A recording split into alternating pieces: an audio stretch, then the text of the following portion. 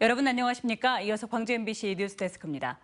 살고 있는 지역 고등학교를 배정받지 못해서 먼 거리를 통학해야 하는 이른바 타자치구 배정이 해마다 광주에서 반복되고 있습니다.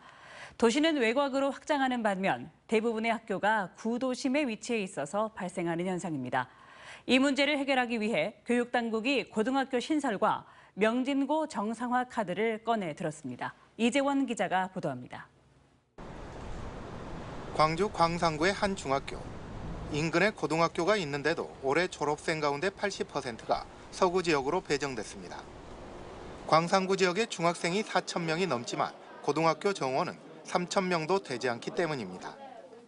이 같은 타자치구 배정의 근본적인 원인은 고등학교 쏠림 현상에 있습니다. 광주 지역 49개 일반계 고등학교 가운데 33곳이 사립학교인데 대부분의 사립학교가 동구와 남구에 자리 잡고 있습니다. 이 때문에 광산구 지역의 학생 일부는 북구와 서구로 배정되고 서구와 북구 학생 일부가 남구와 동구의 고등학교로 밀려나는 일이 해마다 반복되고 있습니다.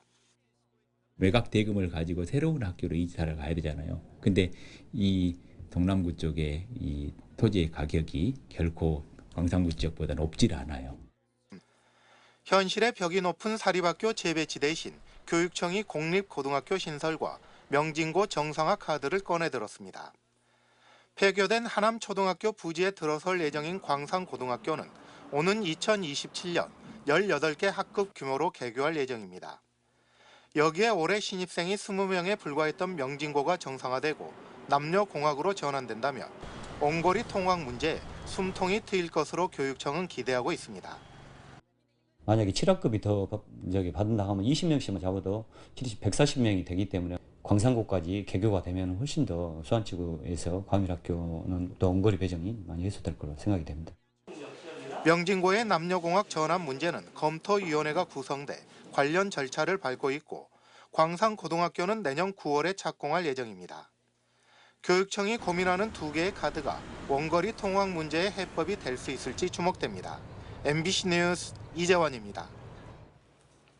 광주 군공항 이전과 민간공항 통합 문제를 논의하는 3자 회담이 이번 달 안으로 변동 없이 열릴 예정입니다.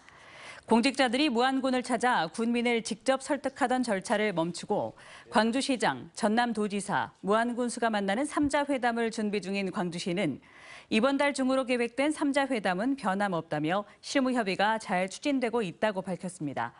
한편 강기정 광주시장은 3자 회담을 앞두고 오늘 오전 김산 무안군수 모친 빈소를 찾아 조문하기도 했습니다. 광주시가 여름 피서철을 맞아 광주천에 자연 친화형 물놀이장을 열었습니다.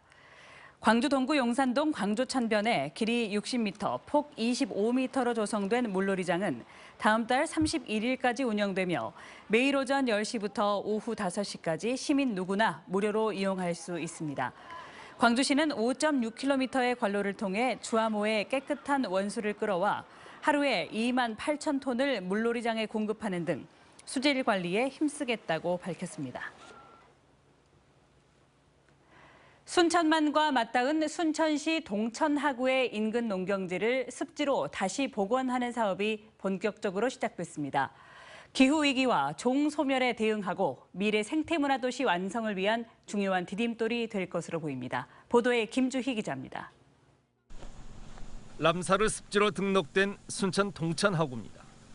순천만과 맞닿은 이 일대의 간척농지 15헥타르가 다시 습지로 복원됩니다. 습지 복원을 위한 1단계 사유지 논매수 작업도 완료됐습니다. 토지 매입 예산만 국비 105억 원이 투입됐습니다. 이번 순천 동천하구 습지 복원 1단계 사업은 내년 말까지 추진될 예정입니다.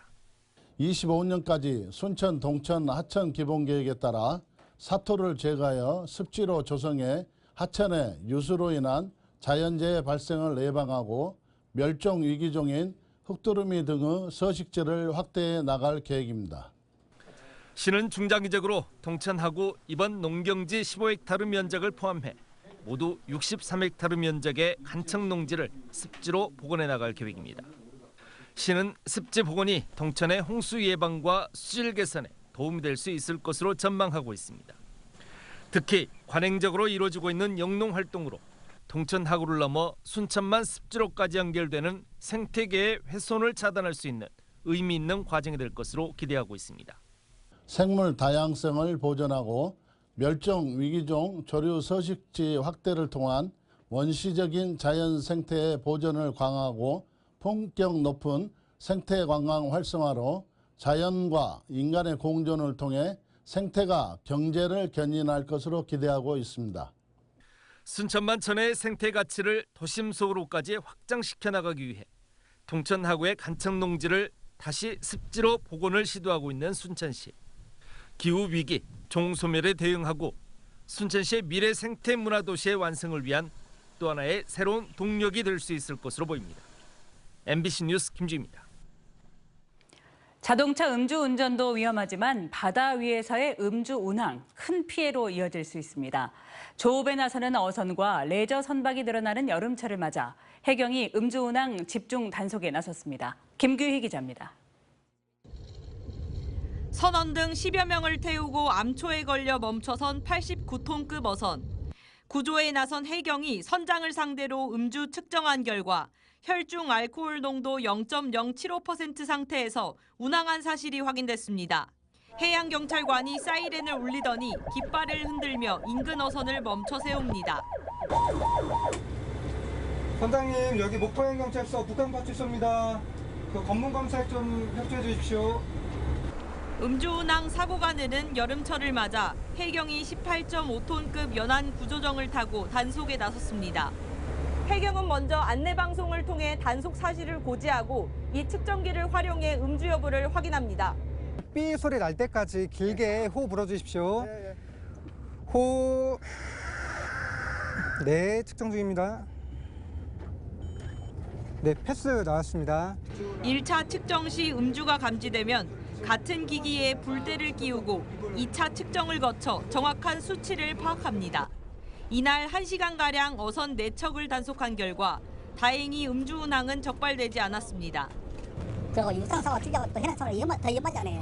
바다 같은 경우는 10톤 신고해도 못 찾는 경우도 많이 있잖아요. 그런 걸 우리 TV에서 많이 봐오니까 조심하죠, 저도. 최근 3년 사이 목포 인근 해상에서 적발된 음주운항은 모두 39건으로 절반 이상이 여름철에 몰렸습니다. 따뜻한 날씨에 조업에 나서는 어선도 레저 선박도 늘어나면서 음주 적발 건수도 증가하는 겁니다.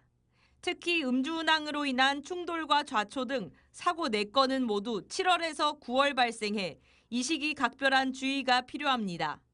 음주운항은 해상교통안전법상 최대 2년 이상 5년 이하의 징역, 2천만 원 이상 3천만 원 이하 벌금에 처해질 수 있으니 절대 음주운항을 금지해 주시기 바랍니다.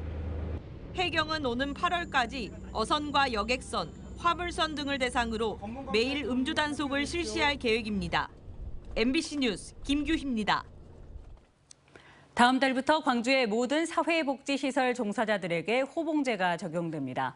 광주시에 따르면 오는 2026년까지 제3기 사회복지시설 종사자 처우 개선 계획을 시행해 호봉제 대상에서 제외됐던 아동 공동생활가정에 호봉제를 추진하고 지역 아동센터는 각 자치구와 협의해 호봉제 적용 시기를 결정합니다. 이외에도 종합건강검진 대상자에게 공가제를 도입하고 가족 돌봄 휴가를 자녀에서 노부모까지 확대해 각 이틀의 유급 휴가를 사용할 수 있도록 했습니다. 전기차에 관한 정보를 수집하고 관리할 수 있는 전기차 전주기 탄소 중립 통합 환경정보센터가 나주혁신도시 산업단지 안에 들어섭니다. 이 센터는 전기차 보급부터 배터리 사용까지 전기차 제조에 관한 모든 정보를 수집, 분석해 기업이 활용할 수 있도록 제공하며 오는 2027년 개원을 목표로 설계가 진행되고 있습니다. 전라남도와 나주시는 환경부와 업무 협약을 체결한 뒤 배터리 연관 기업 유치에 나설 계획입니다. 어제 오전 7시 40분쯤 광주 북구 일곡동의 한 3층짜리 주택 원룸에서 불이 나 50대 여성이 팔에 2도 화상을 입었습니다. 불은 10여 분 만에 꺼졌지만 집 내부와 침구류 등이 타 소방서 추산 930만 원의 재산 피해가 났습니다. 언제 어디서나 내 손 안의 뉴스. 광주 MBC 뉴스 유튜브 구독으로 함께하세요.